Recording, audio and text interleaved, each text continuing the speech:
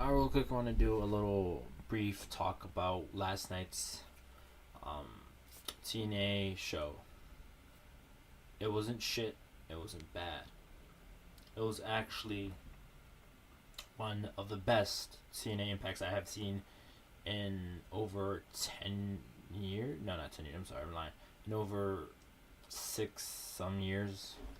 Ever since the show came. No, I'm sorry. Like in the past 4 years of it turning to shit. Um, I don't know why I kept trying to over exaggerate. I'm not even that old, but yes, with Impact Wrestling being at stage of time it's been in, it's it's safe to say that Impact Wrestling is a very was at the point in time where it was very close to being no longer a company as well as being close to it going to shit. TNA president Dixie Carter has given up all rights to the Impact brand and gave it all to a Canadian company known as. Let me check real quick. I'm sorry.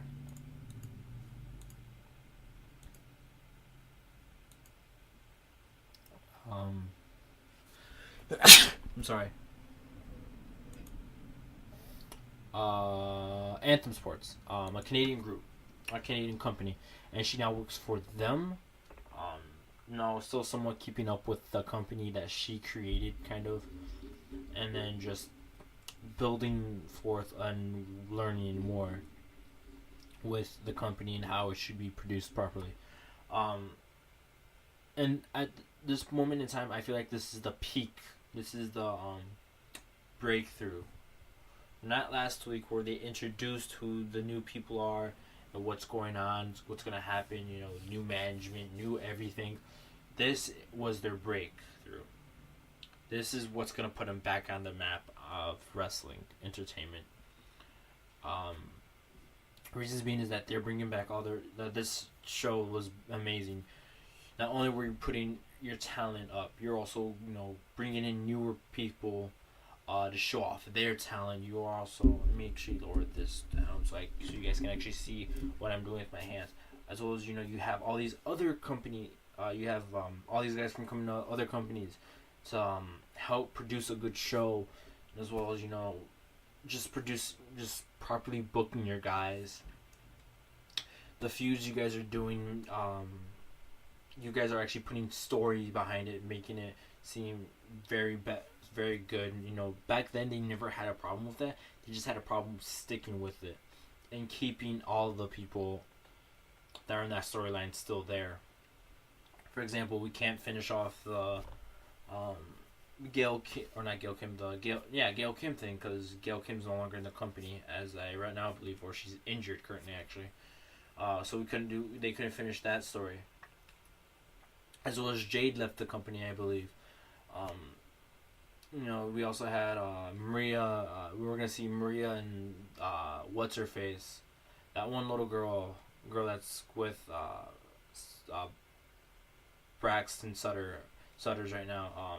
They were supposed to have a feud, but Maria as well as Mike Bennett ended up leaving the company as well, and then Jeff Hardy and all of them left the company before they got to finish their little area of gold thing that they were doing as a promo.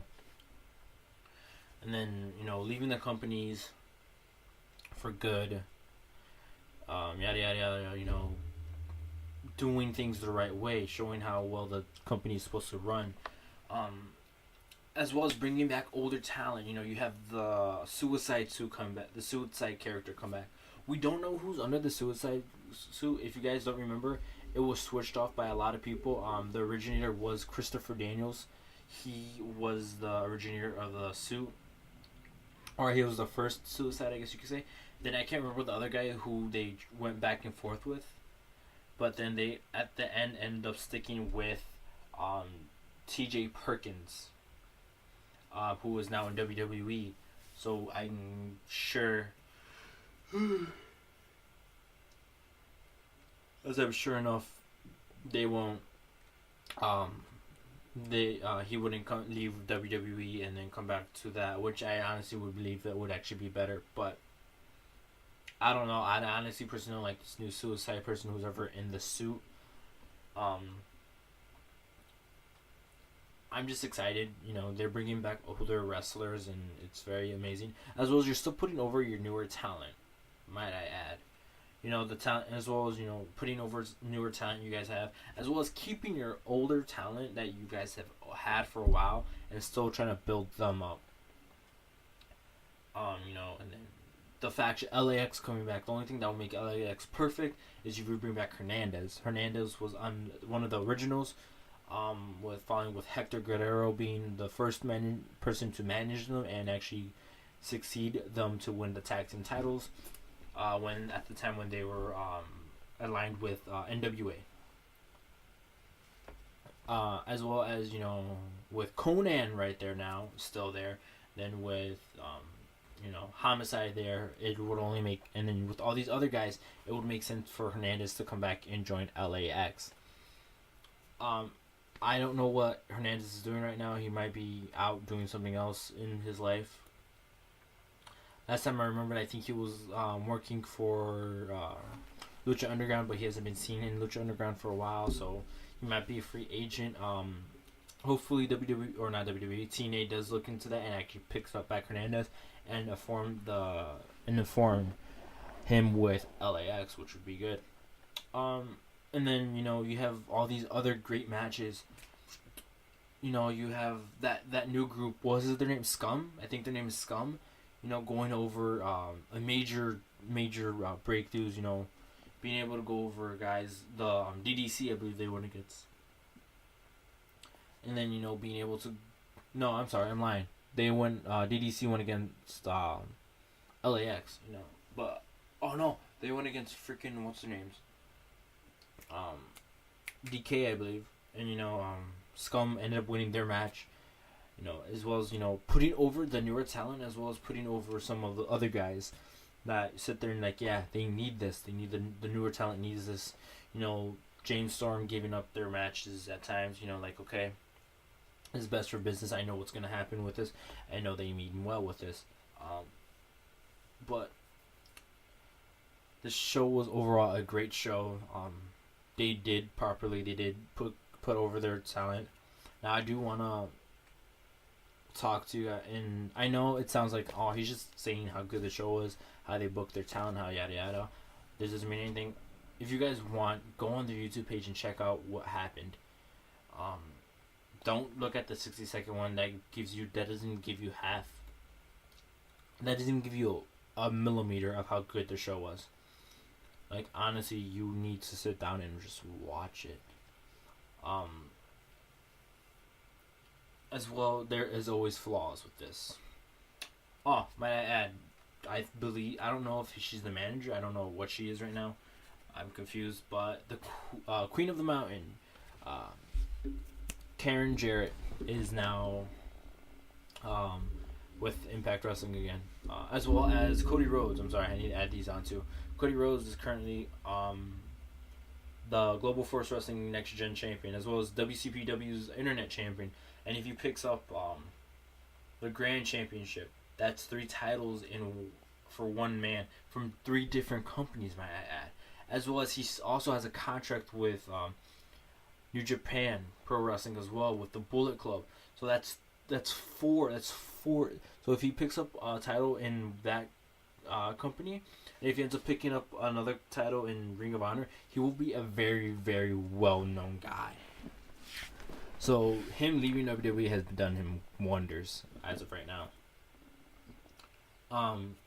As far as it goes, there are flaws with this show. One of the very few flaws is that they had an interview thing go out through some clips here and there. But overall, there's 2 clips of an interview. Each clip was like 20 minutes long. It was very boring as well. It was the new owner of Impact talking to Lashley, like giving him an interview, saying, you know, why should the block room be scared of you, yada yada yada, all this other stupidity crap, and they did it for 20 minutes each segment. It was very boring. I didn't like it at all. I felt like that was something they needed to leave on their YouTube page.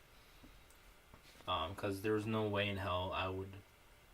That's what kind of killed the show a little bit for me. As well as um, uh, there was just one squash match I didn't like at all, and that was Lashley. It was some competitor. I can't remember. I don't know if it was a competitor that was staying in WWE or in TNA, or if he was just there as a local competitor to make a quick buck. But as of that, you also had um fucking Josh Matthews. Josh Matthews. There's at times when he's great at commentary, and there's at times where he just annoys me.